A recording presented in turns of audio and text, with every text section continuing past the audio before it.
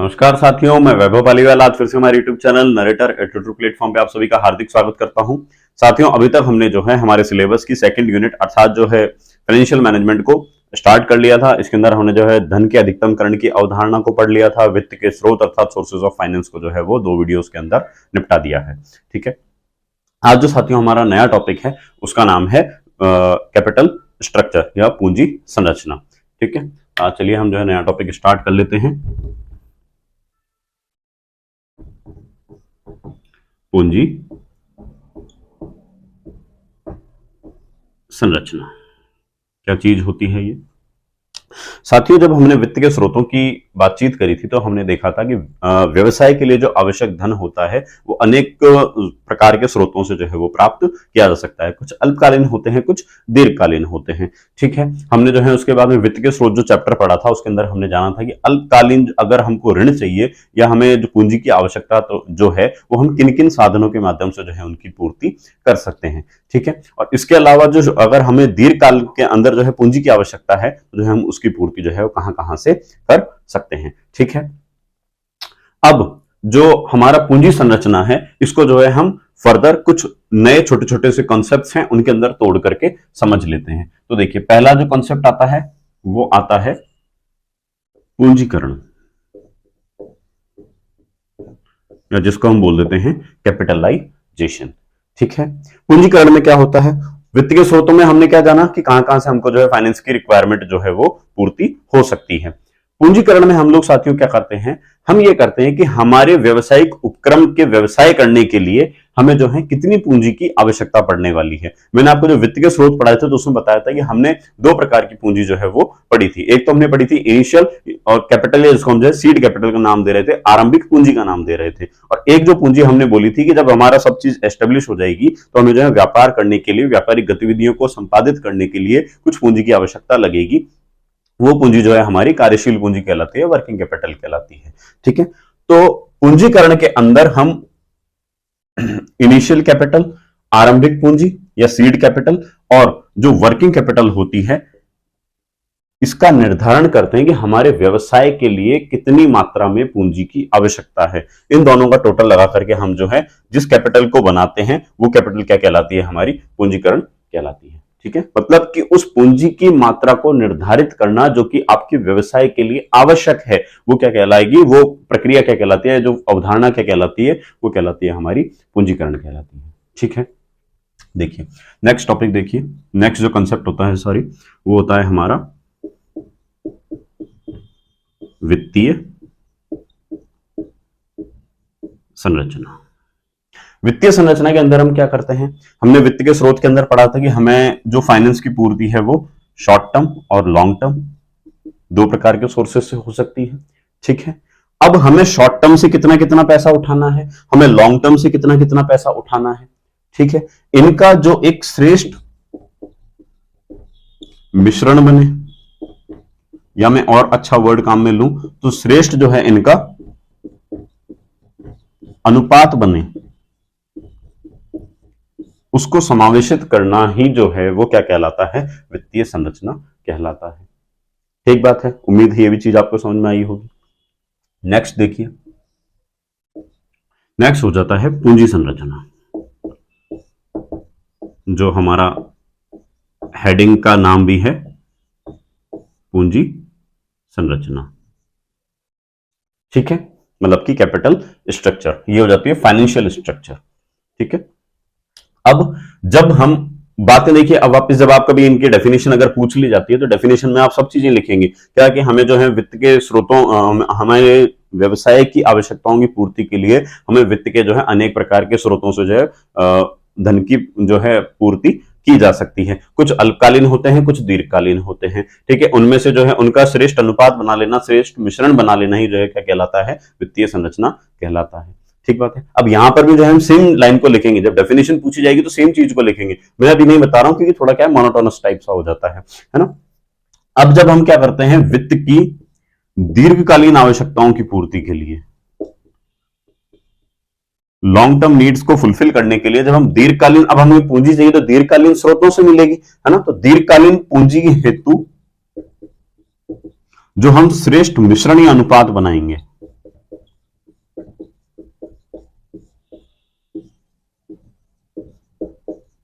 वो क्या कहला जाएगा, हमारा पूंजी संरचना कहलाएगा। ठीक है, अब आप देखिए यहां हमने क्या निर्धारित करा था, मात्रा को, तो ये चीज क्या हो जाएगी, मात्रात्मक अवधारणा।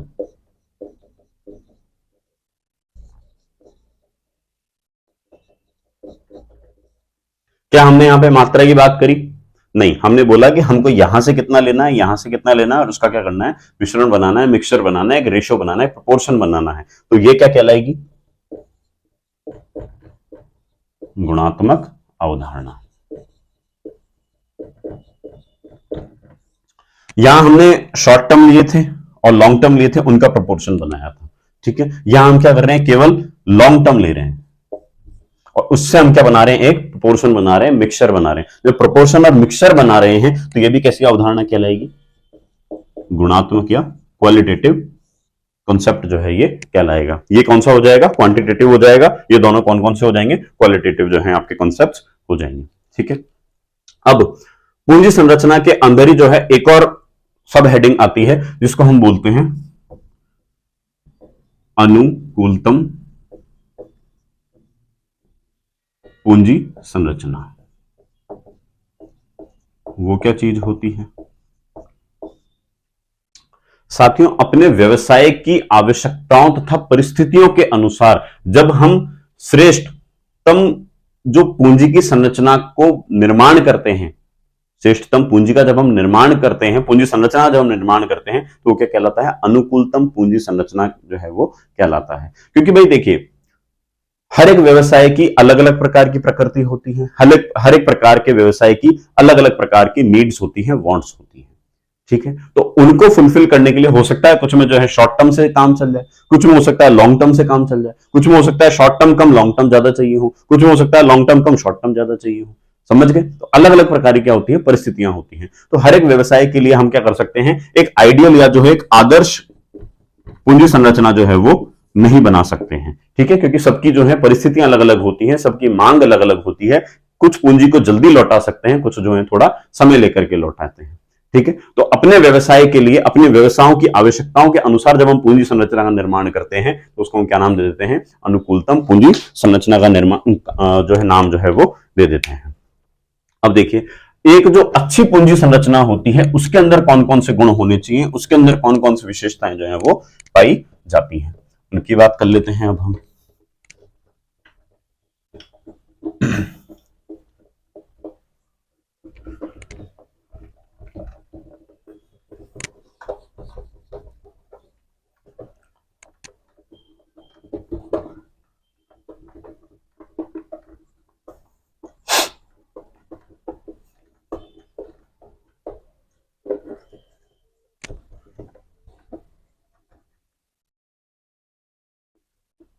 क्या पढ़ने वाले हैं अब हम, जो एक अच्छी पूंजी संरचना होती है उसके अंदर कौन कौन सी गुण या विशेषताएं जो है वो होनी चाहिए, है ना। Qualities of a good capital structure.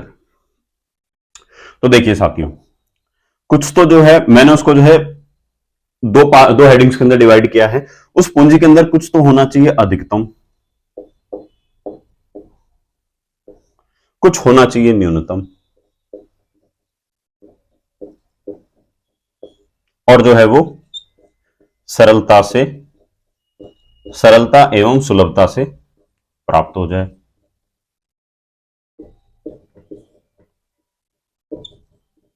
सरलता एवं सुलभता से क्या हो जाए, वो प्राप्त हो जाए। ठीक है, अब देखिए अधिकतम के अंदर अगर मैं बात करूं तो वो जो पूंजी है वो जो है हमें अधिकतम ईपीएस देने वाली होनी चाहिए। अर्निंग पर शेयर, प्रति अंश जो हमें आय है वो कितनी होनी चाहिए, अधिकतम होनी चाहिए, है ना। अधिकतम के अंदर पहली चीज क्या आ जाती है, ईपीएस आ जाता है कि जो अर्निंग पर शेयर है वो अधिकतम होना चाहिए। दूसरा देखिए तरलता, जो लिक्विडिटी है वो भी क्या होनी चाहिए, अधिकतम होनी चाहिए। हमें इमीडिएटली अगर पैसों की रिक्वायरमेंट पड़ती है तो हम जो है हमारी उस कैपिटल स्ट्रक्चर में से तुरंत प्रभाव से जो है क्या कर सकें, पैसे को जो है वो निकाल सकें। तो उसके अंदर क्या होनी चाहिए, तरलता जो है वो भी अधिकतम होनी चाहिए। ठीक बात है, कम से कम जो है हम लोग पैसा लगाएं और अधिक से अधिक संसाधनों पर क्या हो जाए, हमारा नियंत्रण होना चाहिए। अधिकतम संसाधनों पर नियंत्रण प्राप्त हो जाए, इस प्रकार का जो है वो आपकी संरचना होनी चाहिए। ठीक है, अधिकतम में हमने 3 पॉइंट देख लिए। अब देखिए न्यूनतम के अंदर उस पूंजी को बनाने के लिए, उस पूंजी संरचना को बनाने के लिए, उस पूंजी संरचना के निर्माण के लिए, उसको प्राप्त करने के लिए हमारी लागत जो है वो न्यूनतम लगनी चाहिए। कैसी लगनी चाहिए, न्यूनतम लगनी चाहिए। ठीक है, उस पूंजी संरचना को बनाने में हमें जो जोखिम है, हमारा जो जोखिम है वो भी कैसा होना चाहिए, न्यूनतम होना चाहिए। भाई ऐसा नहीं है बिल्कुल हम बाउंड्री पे खड़े रहें और थोड़ा बहुत भी जो है भूचाल सा आया व्यवसाय के अंदर या बाजार की स्थितियों के अंदर और हम जो है चप्पलें उठा के हमको भागना पड़ जाए, ऐसी भी जो है हमको जोखिम लेते हुए काम नहीं करना चाहिए। ठीक है, एक और देखिए अधिकतम में मेरे को एक पॉइंट और याद आ रहा है,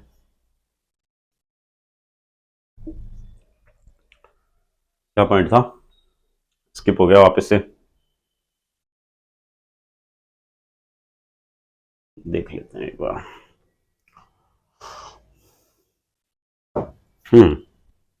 व्यवसाय का जो मूल्य है,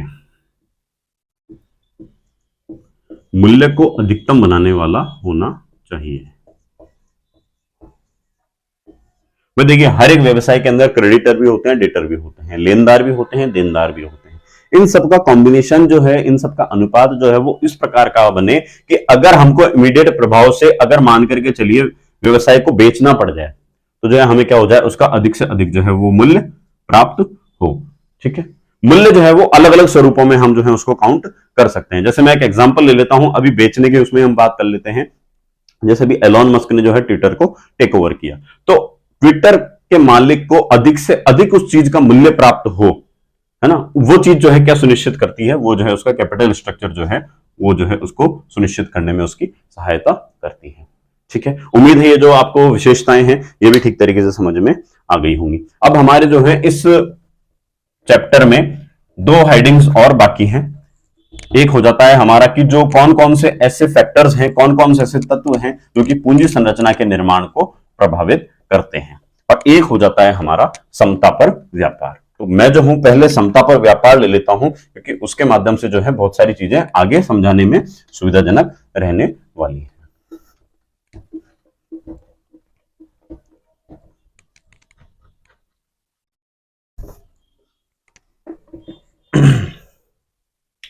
ट्रेड ऑन इक्विटी, जिसको हम बोल देते हैं समता पर व्यापार, वो क्या चीज होती है?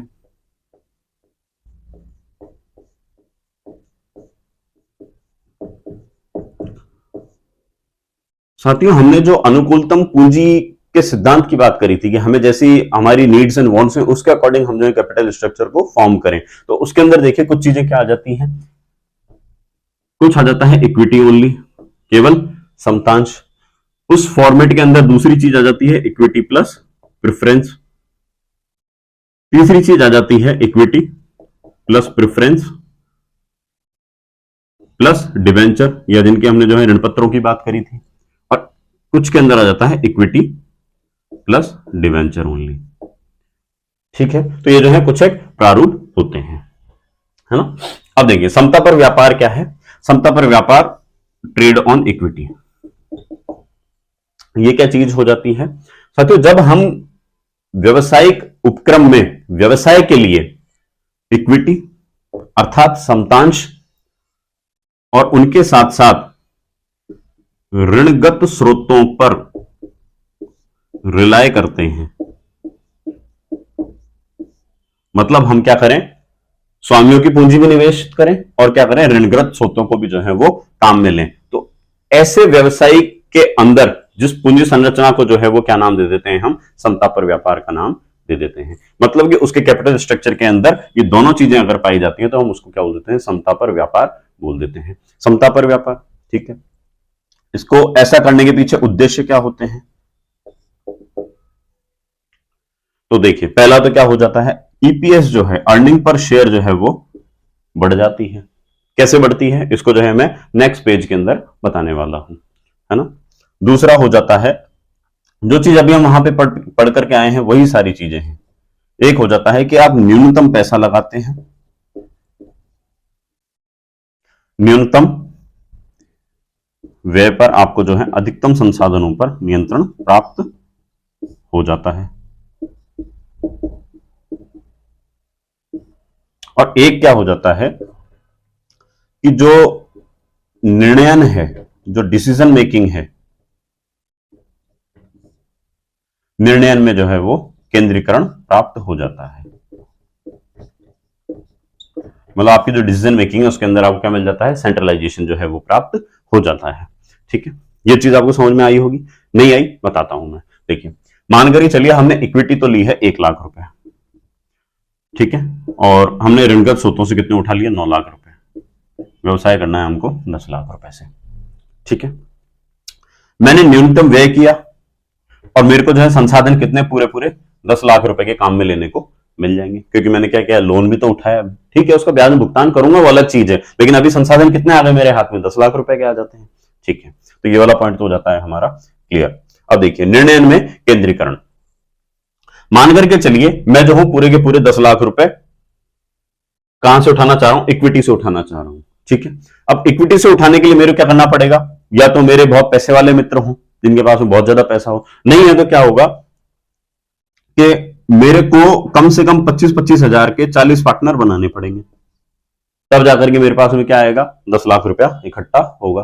ठीक है, और अगर मेरे को जो है 1 लाख रुपए ही जेब से लगाना है, और मान करके चलिए एक साथी मेरे को केवल 25,000 रुपए दे सकता है, तो जो है हम केवल 4 पार्टनर रहेंगे।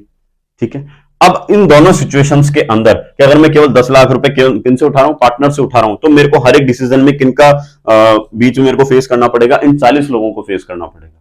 और अगर वहीं पे अगर जो है मैं केवल 1 लाख रुपए लगा रहा हूं, तो हम 4 जने हैं, 4 दोस्त हैं, हम जो है हमारे हिसाब से उस मैटर को सलटा लेंगे।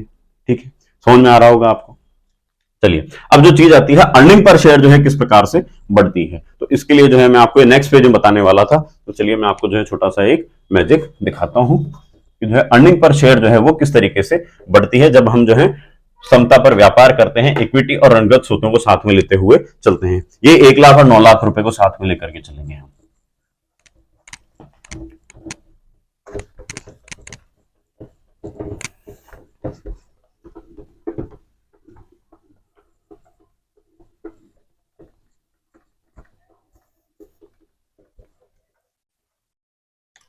देखिए हमने क्या किया, हमारे व्यवसाय करने के लिए कितनी पूंजी की आवश्यकता है, वही 10 लाख रुपए की।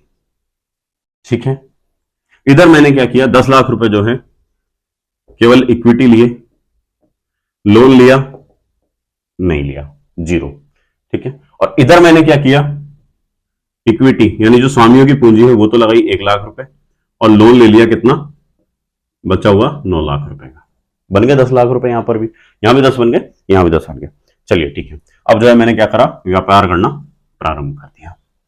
ठीक है, मैंने जो है सेल करी, पहले साल हो गई मेरी 6 लाख रुपए की। ठीक है, एक ही साल का अपन ले लेते हैं।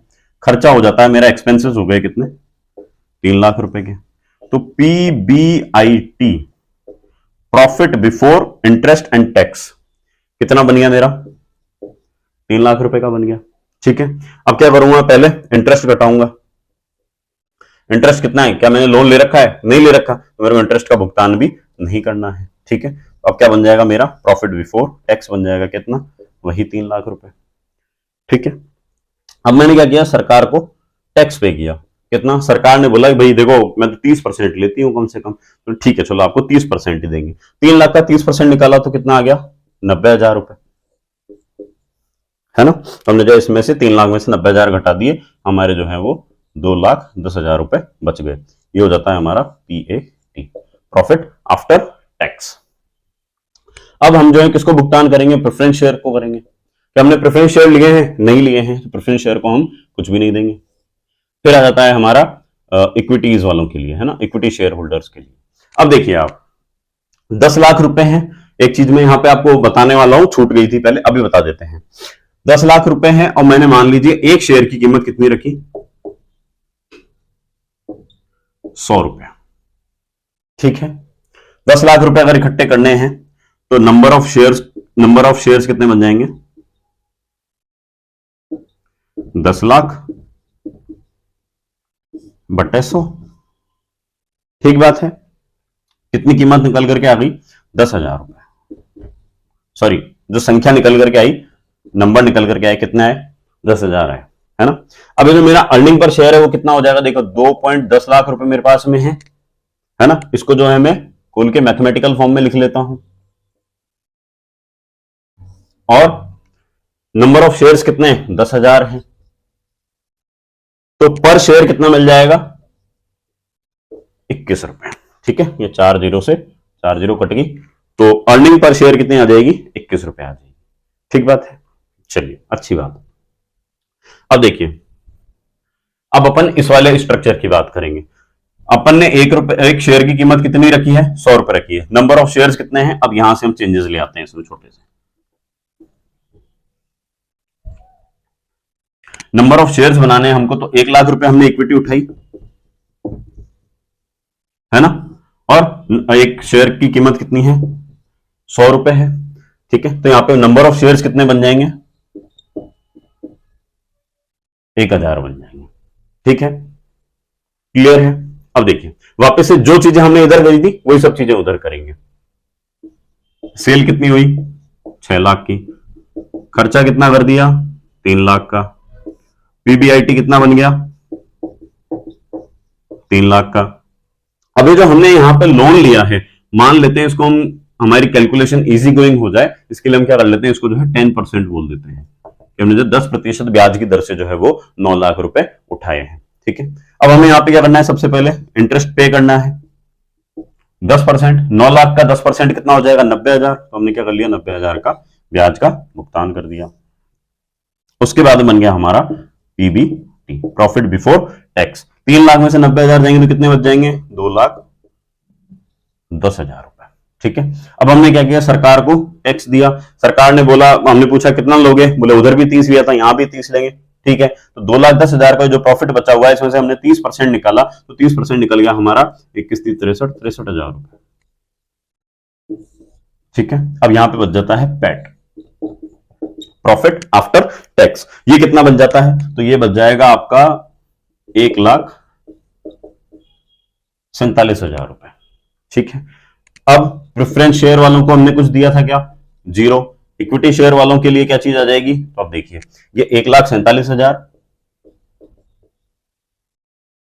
नंबर ऑफ शेयर्स कितने हैं? 1,000 हैं। 3 जीरो से ये 3 जीरो गई, प्रति शेयर कितना मिल गया? 147 रुपए। ठीक है, इसलिए मैजिक हुआ, चमत्कार हुआ, चमत्कार को नमस्कार है। सही बात है।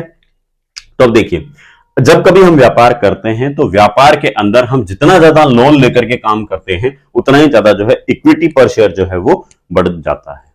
ठीक है, ये मैथमेटिकल फॉर्म में जो है हमने इस चीज को प्रूव कर लिया। ठीक है, ये समझ में आया होगा आपको। अब जो है हम लोग साथियों पढ़ने वाले हैं, वो क्या चीज पढ़ने वाले हैं? ये जो मैंने आपको तीसरा उद्देश्य बताया था कि अर्निंग पर शेयर जो है समता पर व्यापार से बढ़ती है, तो ये मैंने आपको बढ़ती हुई बता दी है। आप लोगों को अगर ये चीज ठीक से नहीं समझ में आई तो इसको एक बार जो है वीडियो को फिर से रिवाइंड करके देख लीजिएगा, है ना, वापस से देख लीजिएगा। मुझे तो रटी हुई है। चलिए, अब हम क्या देख लेते हैं? अब हम चर्चा कर लेते हैं कि जो पूंजी संरचना होती है उसको प्रभावित करने वाले कौन कौन से कारक होते हैं। 2 से 5 मिनट का टॉपिक है आज का। मेरे को लग रहा है कि वीडियो हमारा थोड़ा सा लंबा खिंच रहा है। कॉन्सेप्ट भी ऐसा ही है जी, थोड़ा सा। चलिए,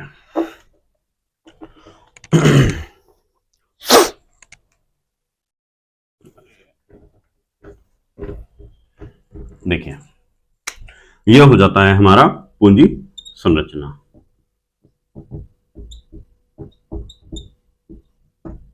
इसको प्रभावित करने वाले कारक कौन कौन से होते हैं? तो अध्ययन की दृष्टि से हमने जो है इसको 2 पार्ट के अंदर डिवाइड कर लिया कि कौन कौन से तत्व जो है वो प्रभावित करते हैं। एक हमने कर लिया आंतरिक, इनर फैक्टर कौन कौन से होते हैं, आंतरिक तत्व कौन से होते हैं, इनर एलिमेंट्स कौन कौन से होते हैं, और एक हम देख लिया बाह्य। ठीक है, आंतरिक में देखिए आप, पहला व्यवसाय की प्रकृति, नेचर ऑफ बिजनेस। इसका मतलब यह होगा आपको व्यवसाय में पूंजी जो है वो लंबे समय के लिए चाहिए। लंबे समय के लिए मतलब कि स्थायी पूंजी चाहिए। तब तो आप क्या करो कि जो इनर सोर्सेज होते हैं, जो आंतरिक स्रोत होते हैं, आंतरिक स्रोतों के अंदर हमने क्या पढ़ा था, अंश पढ़ा था। अंश में हमने समतांश पढ़े थे और पूर्वाधिकार अंश पढ़े थे, या जिनको हम अधिमान अंश बोलते हैं वो पढ़े थे। और एक चीज हमने क्या पढ़ी थी, रिटेन्ड इनकम पढ़ी थी, प्रतिधारित आय पढ़ी थी। प्रतिधारित आय तो तब जब बिजनेस काम करना चालू करेगा, पैसा आना चालू होगा और वो भी जो है अधिक मात्रा में आए, पर्याप्त मात्रा में आए, तब जाकर के जो है हम उसको काम में ले सकते हैं। तब तक हम किस चीज पे जाएंगे, शेयर्स के ऊपर जाएंगे। ठीक है, तो आंतरिक पूंजी जो है, अगर आपको स्थायी पूंजी चाहिए व्यापार में तो आप किस स्रोत पे जाएंगे, आंतरिक स्रोत के ऊपर जाएंगे। ठीक है, देखिए अगर आपके व्यवसाय का आकार बड़ा है,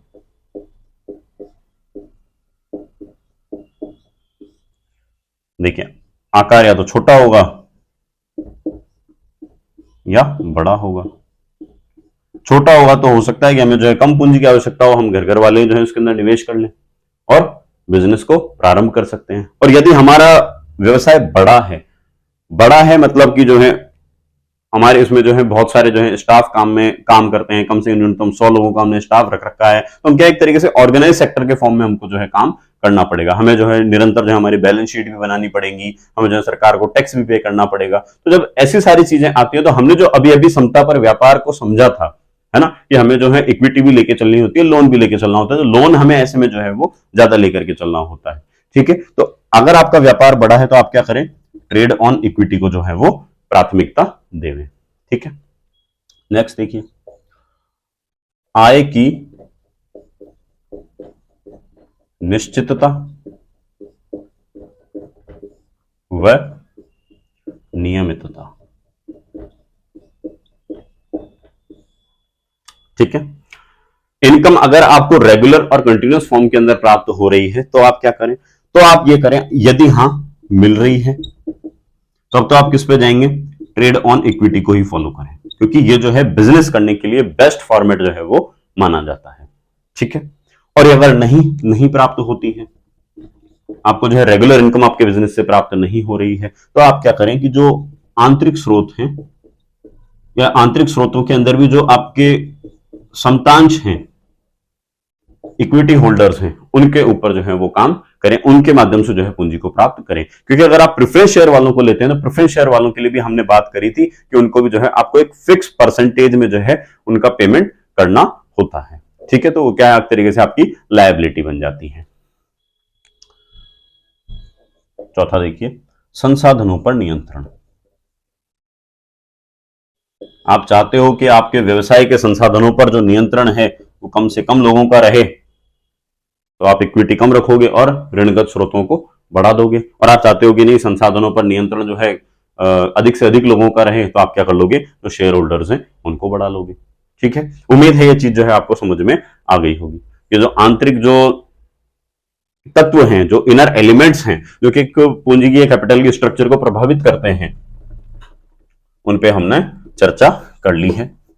अब देखिए बाह्य स्रोत कौन कौन से हो जाएंगे और बाह्य स्रोतों का क्या रोल होता है।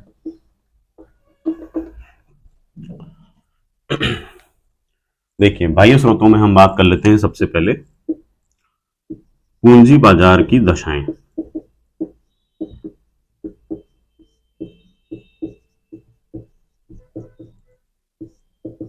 कैपिटल मार्केट जो होता है उसकी सिचुएशंस। मान के चलिए पूंजी की बाजार के अंदर जो है मंदी का दौर है, सरकार इसको रेगुलेट करेगी, आरबीआई आएगा, मॉनेटरी पॉलिसी बनाएगा, मौद्रिक नीतियां बनाएगा। तो जब मंदी का दौर होता है तो आपने पढ़ा होगा इकोनॉमिक्स के अंदर, ऐसे में क्या होती है, ऋण जो है वो सस्ते कर दिए जाते हैं। ठीक है, तो हमें क्या करना चाहिए कि वो जो ऋणगत स्रोत जो हैं उनके ऊपर काम करना चाहिए, ऋणगत स्रोतों के माध्यम से जो है पूंजी को बढ़ाना चाहिए। ठीक है, इसका विपरीत वो भी सत्य है, अगर तेजी है तो समतांशों पर या मैं कहूं तो अंशों पे जाना चाहिए। भाई पूर्वाधिकार वालों को पेमेंट तो करना है, लेकिन जो है फिक्स रेट से करना है, जो कि ऑलरेडी डिसाइडेड है। ठीक बात है, चलिए, पूंजी बाजार हो जाता है। दूसरा आप देखिए, निवेशक की प्रकृति।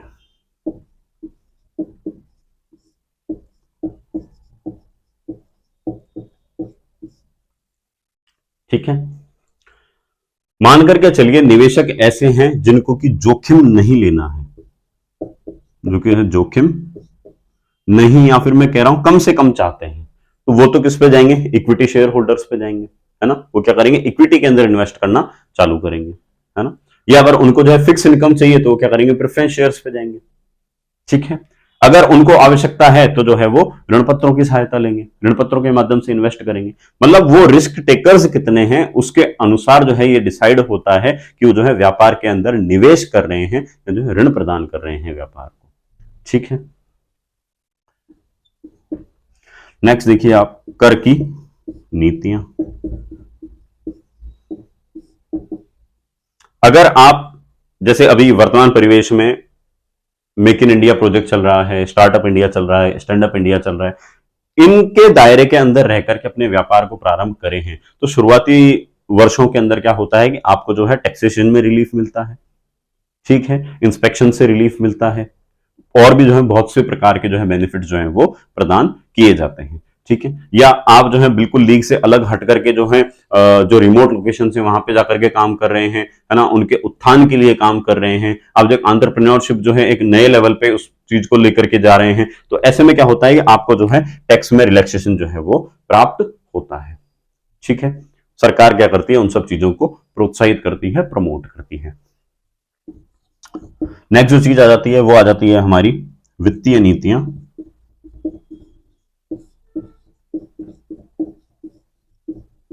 वही सरकार का रोल आ जाएगा, और जो पूंजी बाजार की दशाओं में मैंने समझाया था, अगर मंदी का रोल है तो सरकार क्या करती है कि व्यवसायिक गतिविधियों को बढ़ाने के लिए, व्यापार वाणिज्य को बढ़ाने के लिए क्या करती है, ऋणों को सस्ता करती है। तो ऐसे में क्या करना चाहिए, हमें जो है ऋणगत स्रोतों को जो है वो फॉलो करना चाहिए।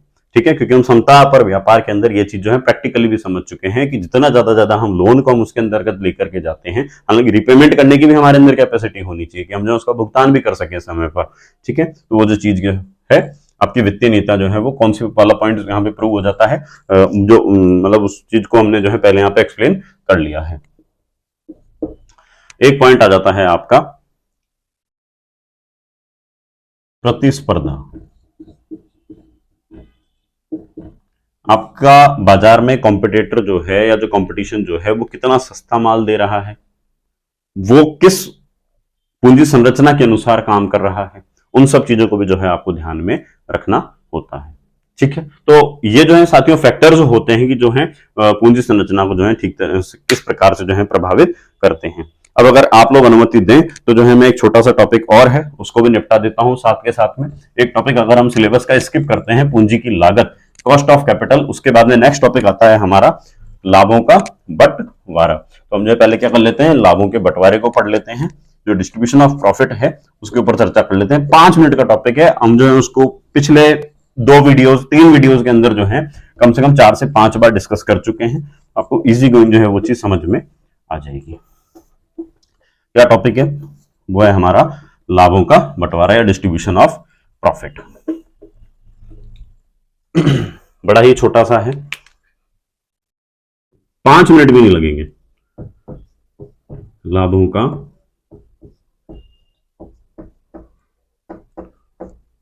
ठीक है, अभी साथियों जब हमने ट्रेड ऑन इक्विटी का वो मैथमेटिकल वाला एग्जांपल लिया था, उसी चीज को जो है मैं लेकर के यहां पे आपको फिर से बता देता हूं कि जो लाभ होते हैं, लाभों का बंटवारा जो है वो किस प्रकार से किया जाता है। हम पहले क्या करते हैं, सेल करी हमने, अमाउंट की, हमारा खर्चा हो गया, उसमें से निकल करके क्या आता है, ठीक है, इसमें से हमने क्या किया, ये जो profit before interest and tax है, इसमें से हम क्या लेस कर देते हैं, जो ब्याज की दर है, ऋणगत स्रोतों के माध्यम से हमने जितना ऋण प्राप्त किया था उनका जो है हम क्या करेंगे, ब्याज का भुगतान करते हैं। तो ब्याज का भुगतान करने के बाद में कुछ राशि प्राप्त होगी, उसको हम क्या नाम दे देते हैं, पीबीटी, प्रॉफिट बिफोर टैक्स का नाम दे देते हैं। ठीक है, अब प्रॉफिट बिफोर टैक्स से हम क्या करते हैं, भारत सरकार को जो है टैक्स अदा करते हैं, टैक्स अदा करते हैं, तो हमें क्या प्राप्त होता है? प्रॉफिट आफ्टर टैक्स प्राप्त होता है। इसमें से हम क्या करते हैं? सबसे पहले प्रेफरेंस शेयर होल्डर्स को राशि चुकाते हैं, उसके बाद में हम क्या करते हैं? इक्विटी शेयर होल्डर्स को राशि का भुगतान करते हैं। यह चीज हम जो है 3 से 4 बार जो है वो पढ़ चुके हैं।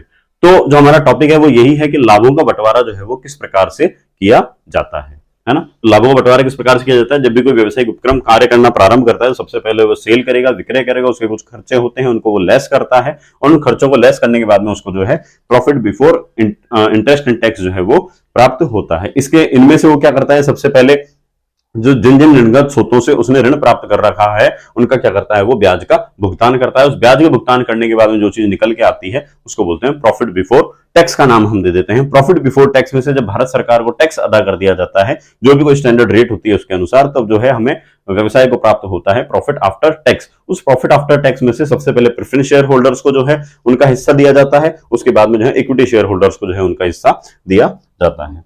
इसमें से जो चीज बच जाती है, ये जो राशि अब बच गई है,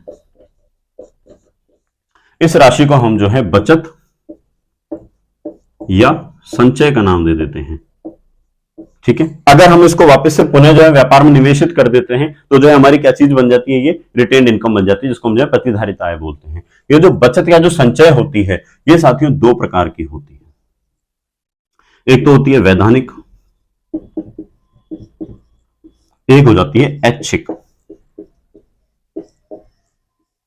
वैधानिक तो वो कि भारत सरकार बोले, भारत सरकार के नियमों और प्रावधानों के अनुसार जो है हमारे उपक्रम के अंदर जो है इस फंड को, इस बचत को बनाना जो है वो अनिवार्य होता है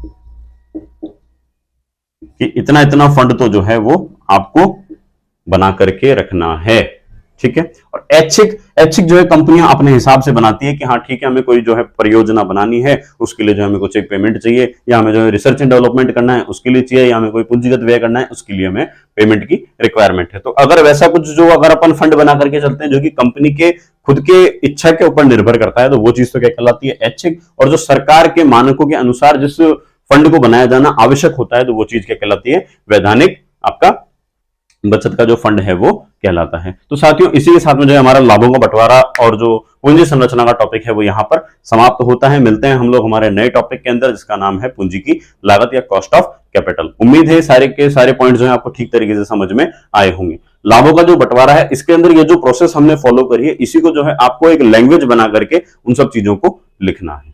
ठीक है, तो थैंक यू सो मच। मिलते हैं हम लोग हमारे नेक्स्ट वीडियो के अंदर।